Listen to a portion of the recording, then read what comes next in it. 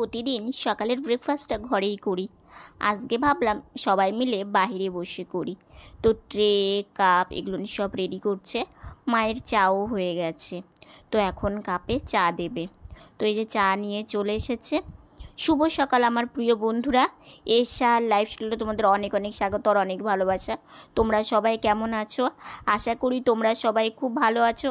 তোমাদের ভালোবাসা এবং আশীর্বাদে আমরা ভালো আছি। আজকে হচ্ছে রবিবার আর এখন বাজে 9:15। নতুন দিন, নতুন সকাল, তোমাদের সঙ্গে নতুন একটা ভিডিও শুরু করলাম। পুরো ভিডিওটা দেখতে থাকো, আশা করি তোমাদের খুব ভালো লাগবে। চা এইদিকে কাপে ঢেলে এইদিকে বিস্কিট বাড়ন্ত।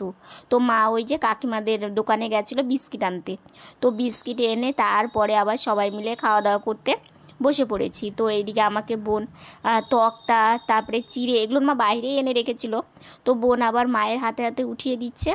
মা আবার আমাকে মানে খেতে দিয়ে দিল। তো বোন বলছে দিদি ভাই আজকে একটা বিস্কিট এনেছে নতুন। তো আমি বললাম খা, ও তো বিস্কিট খেতে ভালোই বাসে, আর চায়ের সঙ্গে বিস্কিট না হলে না একদমই হয় না। তো সেই জন্য একটু দেরি হয়ে গেল, কারণ হচ্ছে আজকে সকালে ঘুম থেকে উঠতেই দেরি হয়েছে। কারণ কালকে জানো তো রাত্রিবেলা আমার শরীরটা ভীষণ খারাপ লাগছিল, সারাদিন উপোস ছিলাম, তারপরে একটু খেয়েছি আর কোথায় যাবে, মানে সারাটা রাত্রি আমার পেটে যা যন্ত্রণা করেছে, আর মানে সেভাবে ঘুমোতে পারিনি, ওই জন্য উঠতেও দেরি হয়ে গেছে।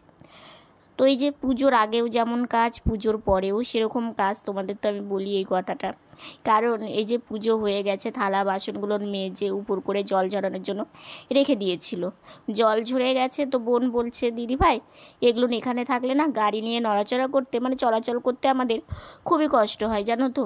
তো সেই জন্য বোন বলছে তাহলে এখানে ঢুকিয়ে রাখি, মানে জায়গার জিনিস জায়গায় রেখে দিই, তাহলে জায়গাটাও ফাঁকা হয়ে যাবে আর জিনিসগুলোও ভালো থাকবে। তাই আমি বললাম ঠিকই বলেছিস বোন। তো বলছে দিদিভাই একটু দাঁড়া, আমি এগুলো সব গুছিয়ে রেখে দিচ্ছি। তাই বললাম ঠিক আছে। তো এইদিকে সব কিছু গুছিয়ে রেখে দিচ্ছে। কালকের দিনটা তো বেশ ভালোই গেছে, কারণ বাড়িতে একটা পুজো থাকলে ভীষণ আনন্দ হয়। আর একটা দিদিভাই বলেছো যে বড় ঠাকুরের পুজো বাহিরে হয়। তো হ্যাঁ, ঘরে হয়েছে আমাদের সত্যনারায়ণ পুজো। আর ওই যে তোমাদের দেখালাম পরে স্নান হয়ে গেছে, স্নান করে এসে মানে বেরিয়ে এই যে সবজি বানিয়ে দিচ্ছে। বোন কি রান্না হবে আজকে? কাঁচকলা ভাজা, করলা ভাজা, চাল কুমড়ার ঘন্ট আর ডাল। ও আজকে এটা রান্না? তো তুই সবজি বানিয়ে দিচ্ছিস? দেরি হয়ে গেছে। হ্যাঁ, কারণ সকালে ঘুম থেকে উঠেছি, তো এখন সকালে ঘুম থেকে উঠতে তো দেরি হয়ে গেছে। সারাদিন রেস্ট হয়নি, রাত্রে ঘুম হয়নি, ওর শুধু শরীরটা খারাপ হয়ে গেছিলো রাত্রেবেলা, তারপরে অনেক রাত্রে ঘুমিয়েছি, কিন্তু সকালে উঠতে উঠতে অনেক দেরি হয়ে গেছে। রান্না বসাতে বসাতে দেরি হয়ে গেল। হ্যাঁ, আর হচ্ছে কি বলতো, ওর হচ্ছে সম্পাত শরীরটা খারাপ, ও না খেয়ে থাকতেই পারে না। আর কালকে বাড়িতে একটু পুজো ছিল, তো সেই জন্য টাইম মতো খাওয়াটা হয়নি। এবার টাইম মতো খাওয়া হয়নি, টাইম ছাড়া উল্টো পাল্টা টাইম হয়ে গেছে, আবার ঠিক মতন খাওয়াটাও খেতে পারিনি। কালকে রান্না টান্নাও তেমন কিছু হয়নি, যার জন্য ওর খাওয়া ঠিক হয়নি, একবারে শরীর অস্থির। তারপরে তো সেই রাতের বেলা একটু আতপের সিদ্ধ ভাত করেছিলাম, সেটাই খেয়েছিল। তারপরে সকালে উঠেই তাড়াতাড়ি করে একটু খেতে দিলাম, এখন আবার খাবে, খিদা পেয়ে গেছে। তো ওই জন্য বোন এদিকে সবজিগুলো সব মাকে গুছিয়ে দিই, মা একদম তাড়াতাড়ি করে চটপট করে রান্না করে দিবে। হ্যাঁ, করলা ভাজা, মানে করলা ভাজা বানানো হয়ে গেছে। ও গাছেরও আছে? আচ্ছা, গাছের কিছু করলা আর কেনা কিছু করলা। তো এগুলো বোন সব গুছিয়ে দিক আর মা তাড়াতাড়ি করে রান্নাটা সেরে নিক।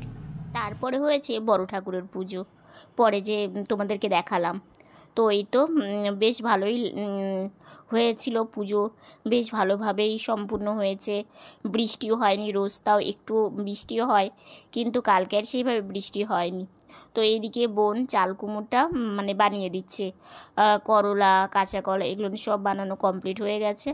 তো চাল কুমড়োটা বানিয়ে দিলে ওর এইদিকের কাজ কমপ্লিট, তারপরে যাবে ঠাকুর ঘরে। তো চাল কুমড়োটা মানে কি বলতো, ছিলে ঝুরি করতেই মানে সময়টা কিন্তু লাগে। আর আজকে বাবা ছিল, তো তো বাবা হচ্ছে চাল কুমড়োটা মানে ছেলেদের বানিয়ে দিতে হয়, তো বাবাই হচ্ছে প্রথমে চাল কুমড়োটা বানিয়ে দিয়েছে, তারপরে বোন এই যে ছিলছে একটা একটা করে।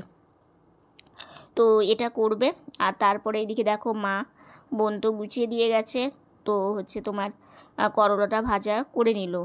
করলাটা ভাজা প্রায় দিনই একটু মা করে, কারণ সবাই ভালোবাসে আর তিতা খেতেও ভালোই লাগে। তো সেই জন্য মায়ের হয়ে গেল করলা ভাজা, এদিকে কাঁচা কলা ভাজা আর ডাল, এই 3টে রান্না হয়ে গেছে। আর চাল কুমড়ো মানে রান্না করলে এই রান্না একদম কমপ্লিট হয়ে যাবে।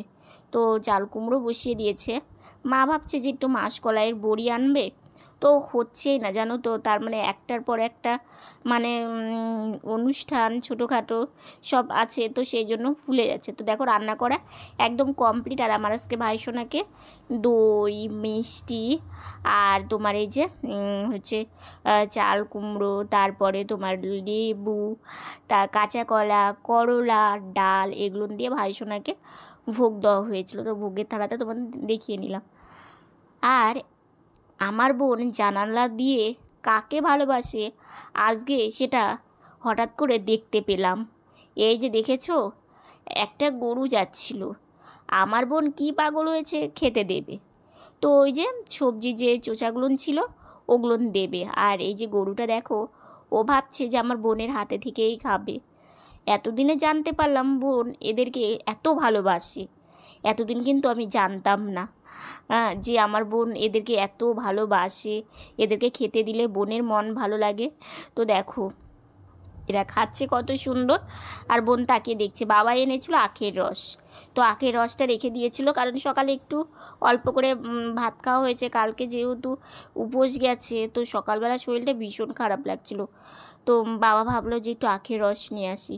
তো আখের রসটা কাপে ঢেলে দিয়েছে মা। তো আমি বোন সবাই মিলে একটু আখের রসটা খেয়ে নিচ্ছি, অনেক দিন পরেই এনেছে। বোন দেখো সাজুগুজু করলো, তো সাজুগুজু করে ও একটু যাবে গাড়ি নিয়ে বেরোবে এই এখন। জামাটা না অনেকদিন পরে করলাম, তো ভালো কেমন লাগছে জানিও। আর বাইরে কোথায় কী কাজে যাচ্ছি এসে তোমাদেরকে জানাবো। হ্যাঁ ঠিক আছে, তো এখন বেরিয়ে যাবে বাবার সঙ্গে। আর একটু আওয়াজ পাচ্ছ, আমাদের এই বাড়ির সামনে যে মন্দিরটা আছে না, ওটার শাটারিং হচ্ছে, চার ডালাই হবে।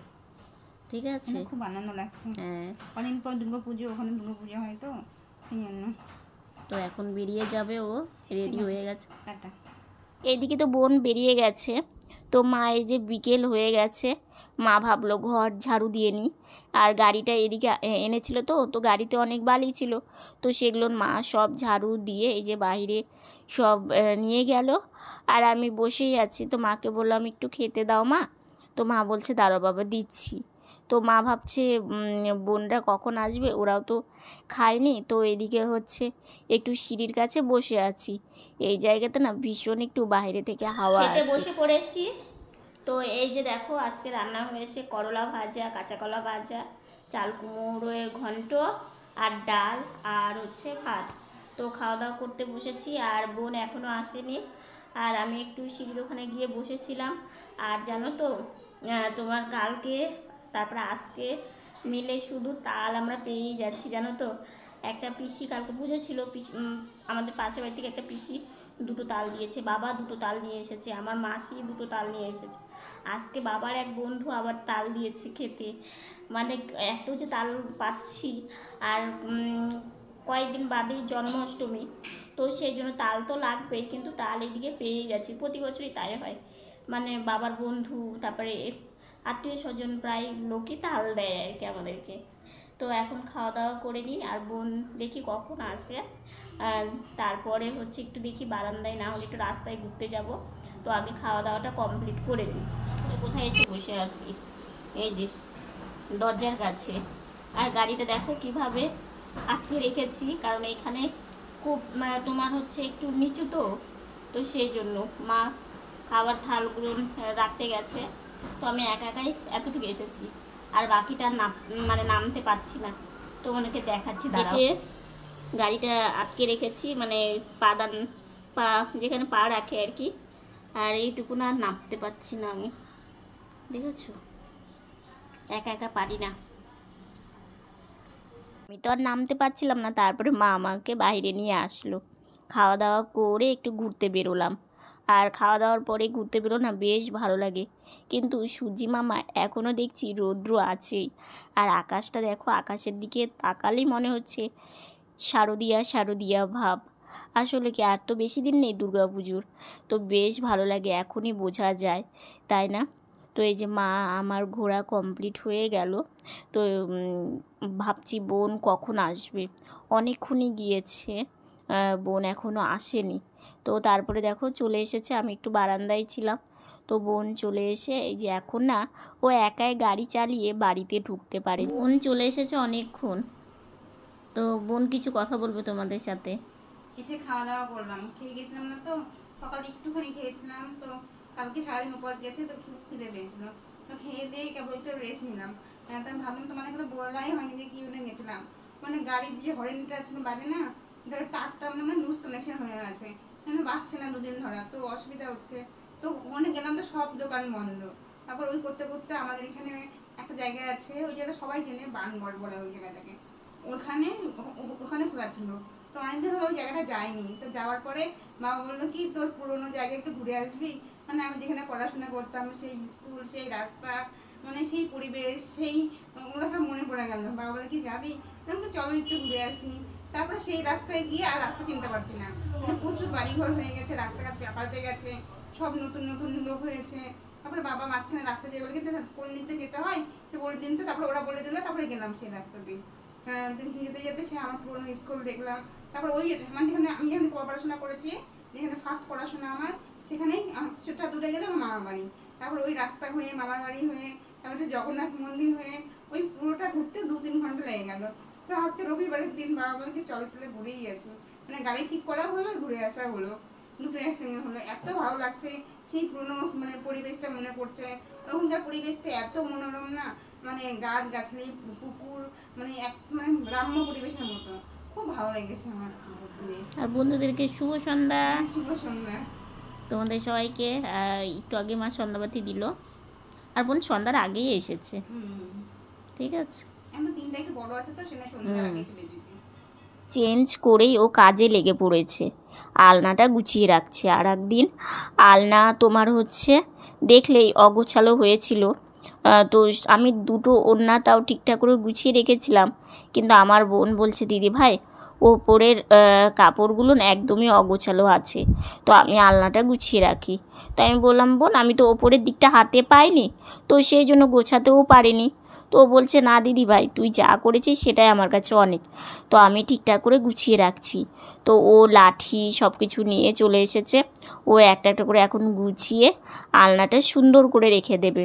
আর ঘরের আলনা বলো বিছানা বলো এগুলো গোছানো থাকলে দেখবে নিজের মন থেকে কিন্তু ভালো লাগে, তাই না?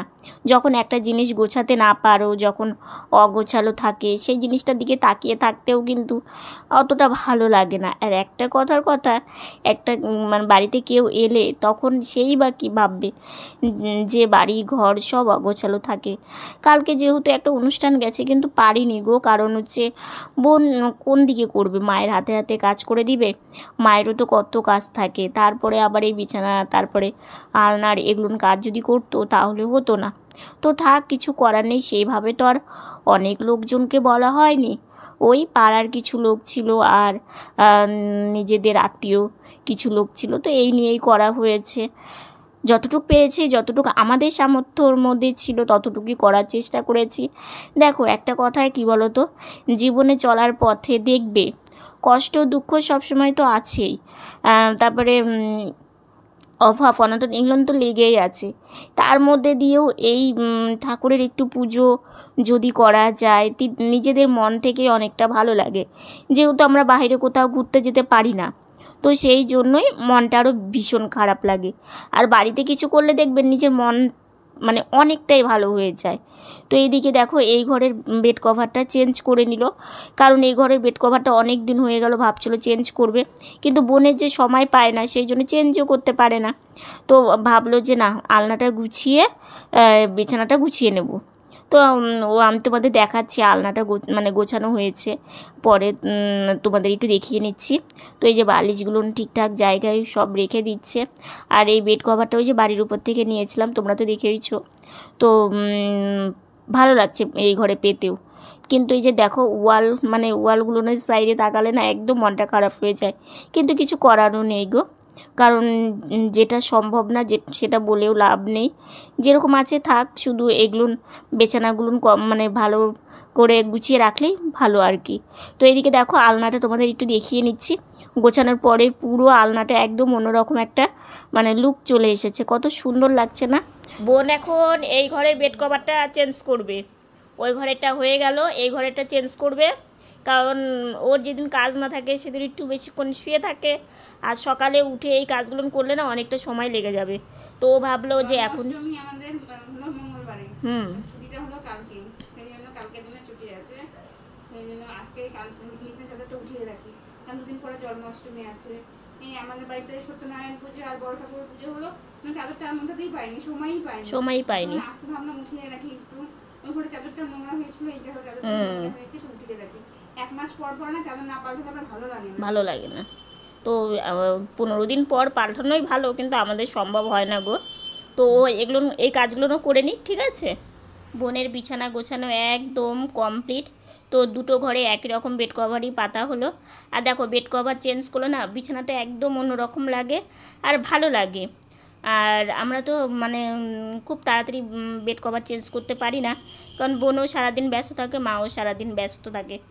তো আজকের ভিডিওটা এতটুকুনি। ভিডিওটা কেমন লাগলো, ভালো লাগলে লাইক কমেন্ট শেয়ার করো। আর তোমরা ভালো থেকো, সুস্থ থেকো, সাবধানে থেকো। নতুন ভিডিও নিয়ে খুব তাড়াতাড়ি তোমাদের সামনে আসছে। Good night.